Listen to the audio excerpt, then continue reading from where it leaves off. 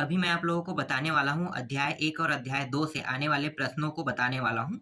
तो चलो दिखा देता हूँ सारे प्रश्नों को, उनको टिक कर लेना परीक्षा बोर्ड में। और मैं प्रश्न कहाँ से ला रहा हूँ, आपके मन में सवाल आ रहा होगा। तो मैं आपको बता दूँ कि ये जो प्रश्न है, ये 7 मॉडल सेट है और 2018 से लेके 2022 तक के अनसॉल्व्ड का प्रश्न है। सभी को मैं एक साथ ना मर्ज करके परीक्षा बोर्ड में आपको टिक करवा रहा हूँ। तो सोच सकते हो कि 7 और 18 से 22 तक के गिन लो, कितना हो गया? 18, 19, 20, 21, 22 ना। 5 साल का इधर और 7 साल 7 रिकॉर्ड यहाँ से मॉडल सेट से। तो 7 और 5 कितना हो गया? 12। तो 12 मतलब पेपर से मैं आप लोगों को प्रश्न दे रहा हूँ। तो समझ सकते हो कि यहाँ से आने के संभावना कितना हो सकता है, 100% ना। इसलिए मैं आपको बता रहा हूँ कि जो जो प्रश्न सेट प्रश्न सेट को आपको सभी को नहीं दिखाया जा सकता। अभी इस वर्ष के मॉडल सेट अभी तक आया नहीं है, आ जाएगा तो उसको भी मैं आपको दे दूंगा। तो एक तो उसको भी ऐड करेंगे और साथ ही साथ वो जो मॉडल सेट रहेगा वो सारे प्रश्न इसमें मौजूद रहेगा। मैं जो बता रहा हूँ यहीं से प्रश्न रहेगा, ठीक है। तो मॉडल सेट आएगा तो यहाँ पे आपको मिलेगा ही मिलेगा प्रश्न, बस आपको क्या करना है, तैयारी करते रहना है। जो जो टॉपिक बचा है पूरा मैं कंप्लीट बता रहा हूँ, हर एक जानकारी बता रहा हूँ कि कहाँ कहाँ से प्रश्न आने वाले हैं, कैसे आने वाले हैं। तो बस आपको अभी तैयारी करना है। चलो मैं आपको दिखाता हूँ। आपको अध्याय 1 में, ठीक है, परीक्षा बोर्ड में आपको मिलेगा अध्याय 1 में ये दिया हुआ है, ठीक है, टिक करना है। तो वार्तालाप से कोई प्रश्न नहीं आएगा। आपको देखना है यहाँ पे ये 3-3 नंबर के प्रश्न यहाँ से आएगा।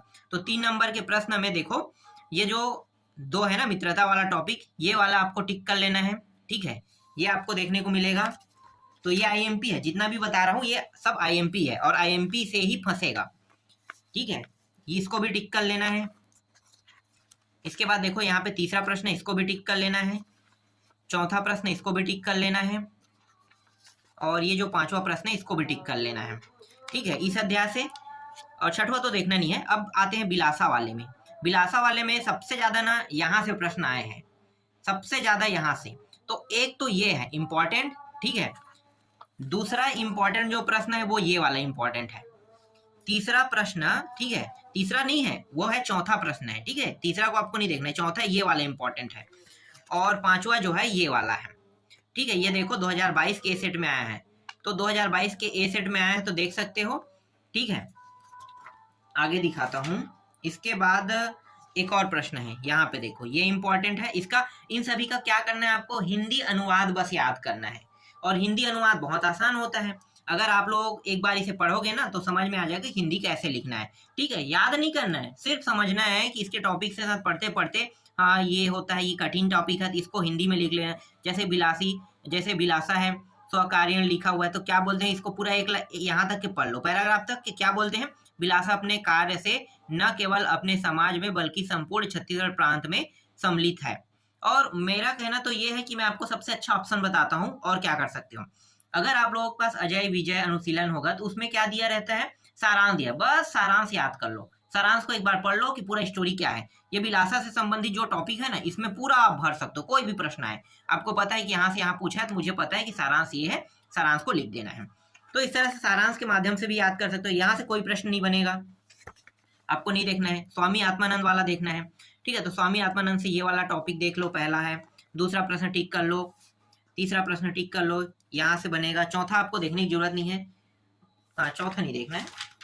इसके बाद ये जो 6वां है, परिवार लघु में वरण वाला देख लो, वरण वाला। तो यहाँ पे ये वाला प्रश्न इंपॉर्टेंट है, ठीक है। कमला मात वाला, सीमा पीत वाला, ठीक है, ये इंपॉर्टेंट है। और आपको इंपॉर्टेंट में ये देखने को मिलेगा। इसी तरह से ये जो विचित्र साक्षी है, इसमें आपको ये वाला देखना है, ठीक है। इसका हिंदी अनुवाद याद कर लेना, फिर इसका हिंदी अनुवाद याद कर लेना दूसरा का। और इसके बाद और है क्या, नहीं, बस इसमें 2 ही प्रश्न दिखाई दे रहे हैं, हाँ सिर्फ 2 है, ठीक है, बाकी आपको छोड़ देना है। इसके बाद यात्रा मंगल प्रति, यहाँ पे आपको देखना है, ये वाला प्रश्न इंपॉर्टेंट है और दूसरा भी इंपॉर्टेंट है, ठीक है। इसका भी हिंदी अनुवाद याद कर लेना। फिर ये तीसरा का याद कर लेना। अब याद क्या करना है, सिर्फ एक बार पढ़ना है और इसका भी एक बार पढ़ लेना, ठीक है, पढ़ने से समझ में आ जाएगा।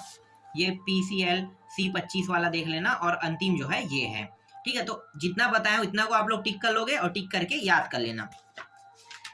अब मैं आप लोगों को ये जो श्लोक वाला अध्याय है ना, या मतलब जो अध्याय ये अध्याय मत कहो, यहाँ पे देखो जो श्लोक आता है, मतलब हम इसे क्या कहते हैं, पद्यांश कहते हैं ना, कविता मान लो, तो एक प्रकार की कविता या श्लोक कह सकते हो।